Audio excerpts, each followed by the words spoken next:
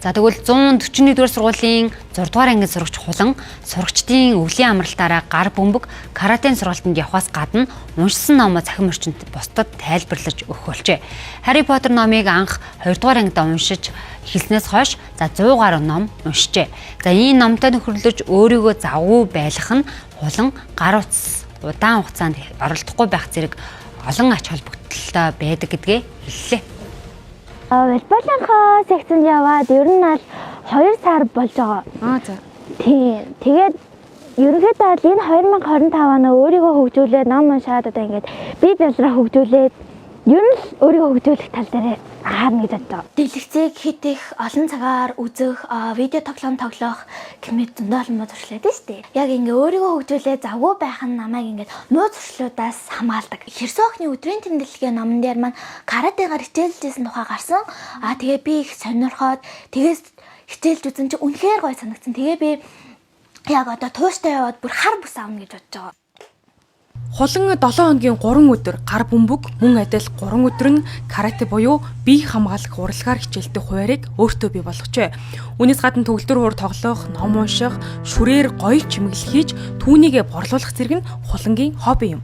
Айлын том 3 дүүгийн ихч хулангаас дүүнэр нь ч үлгэрлэж ном унших дадалтай болсныг гэр бүлийнхэн нь сайшааж байлаа. За мөн тэрээр цахим орчинд тэрслүү хөтөж хуудсыг нээн уншсан номоо бусадтай хуваалцгуулжээ.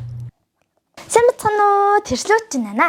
За тэрслүүт чинь одоо ингээд өнөөдрийнхөө сонгодог зохиолоороо Robin Hood сонгодог зохиолыг ярихаар төлөвлөсөн байна. Би яг ном уншаад эхэлчихээрээ яг тэр үлгэрийнхээ үйл явцад нь хорцсон юм шиг надад санагддаг. Өвөө нь болохоор дандаа Монгол ардын үлгэр ярьж өгдөг байсан те. Би болохоор яг нөгөө Орос ардын үлгэрийг хоёлаа ингээд байнга ингээд үлгэр яриулна, бүр уйггүй яриулна. Заримдаа нөгөө үлгэрийг ярьж өгч байгаад нөгөө үүрглээд ингээд буруу ярьчин. Тэгэнгүүт өөрөө үргэлжлүүлээд нөгөөдхийгөө бүр цээжилсэн. Тэ эмээ таунтаад байна гэснээр өөрөө үргэлжлүүлээд би танд ярьж өгье одоо гэл нөгөө үлгэрээ ярина. Сурлагын амжилтын олон улсын үнэлгээгээр 10 монгол сурагч тутмын 6 нь уншиж ойлгож чаддаггүй гэх дүн гарсан.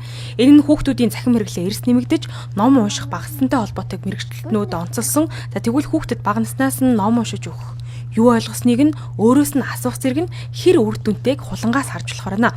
За хэрэв өөрийн сонирхсан номоо олж тодорхой хугацаанд тууштай уншиж чадвал ном ертөнцийг харах цонхоо гэдгийг тэрээр онцолсон юм. Тэр бүх байшингийнхан байтугай ойр хавийн хороолол тэрч бүхэл сургууль дээрээ хамгийн өндөр нь гэж гайхагджээ.